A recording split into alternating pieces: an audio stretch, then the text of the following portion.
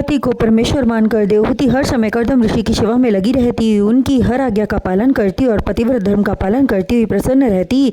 एक दिन देवहूति अपने पति कर्दम ऋषि के सन्मुख हाथ जोड़कर खड़ी हुई। उसके मन में गृहस्थ जीवन का सुख प्राप्त करने की इच्छा जागृत हुई। कर्दम ऋषि महान तपस्वी थे। तपोबल एवं दिव्य ज्ञान से मालूम हो गया कि मेरी स्त्री की कौन सी अभिलाषा है, और मन में विचार करने लगी कि राजघराने की कन्या होकर भी कभी इसने मुझसे वस्त्र आभूषण एवं भौतिक सुखों की इच्छा न की और सदा मुझे परमेश्वर मानकर मेरी सेवा करती रही। इसलिए इसके मन में उभरी इच्छाओं की पूर्ति मुझे अवश्य करनी चाहिए।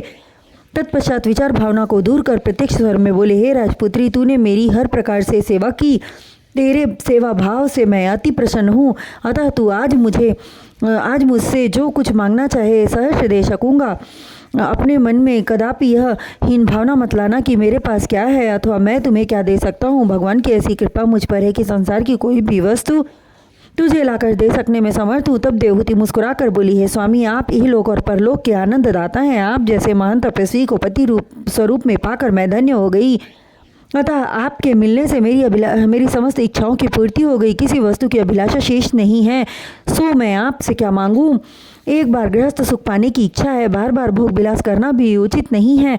उसके वचनों को सुनकर कर्दम ऋषि बोले, हे देवहूति, तू धैर्य धारण कर, हम तेरी इच्छा की पूर्ति अवश्य करेंगे। कर्दम ऋषि के वचन उससे अत्यंत प्रिय लगे, किंतु यह विचार कर वह उदास हो गई कि मैं हर समय धूल मिट्टी से लथपथ रहती हूँ। क्या इस हालत में भोग विलास कर सकना संभव है। उसके विचार भाव को कर्दम ऋषि जान गए। तत्पश्चात उन्होंने अपनी योग विद्या का उपयोग किया।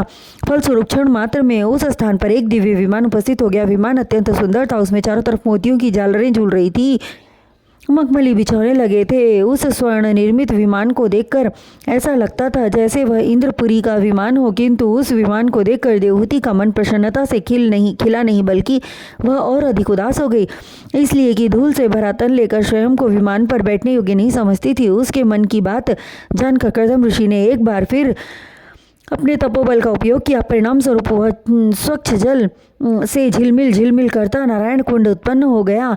उस कुंड में रंग बिरंगे कमल फूल खिले हुए थे। कर्दम ऋषि बोले, हे राजपुत्री, इस नारायण कुंड में तू स्नान कर ले, तेरा तन पूर्ण रूप से स्वच्छ हो जाएगा। पति परमेश्वर की आज्ञा को शिरोधार्य कर देवहूति ने वैसा ही किया। कुंड में स्नान करते ही उसका रूप देव कन्याओं के समान हो गया।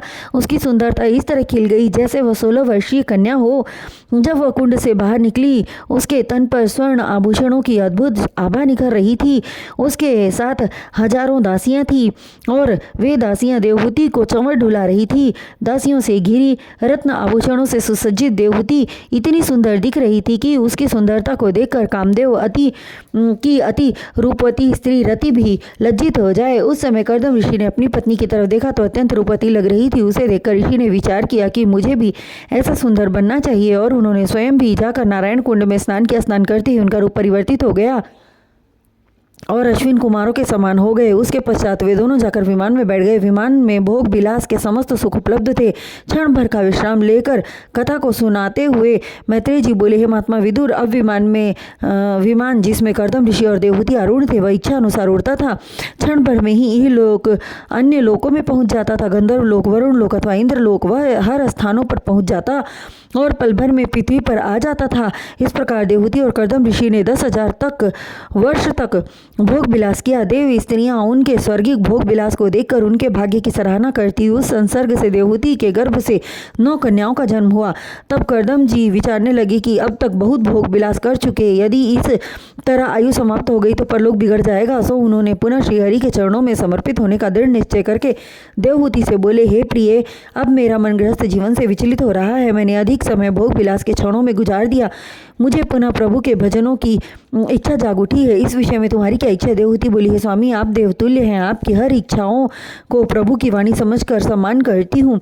भगवत भक्ति भव से पार होने का एक उत्तम साधन है। मैं भी भोग विलास में लिप्त होकर आपकी सेवा करने से वंचित रही और 9 कन्याओं को जन्म दे बैठी।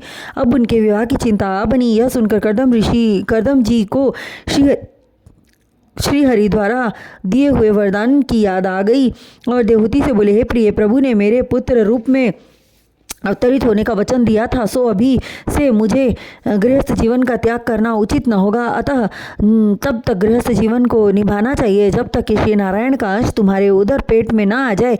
यह कहकर कर्दम ऋषि ने देवहूति से भोग विलास किया।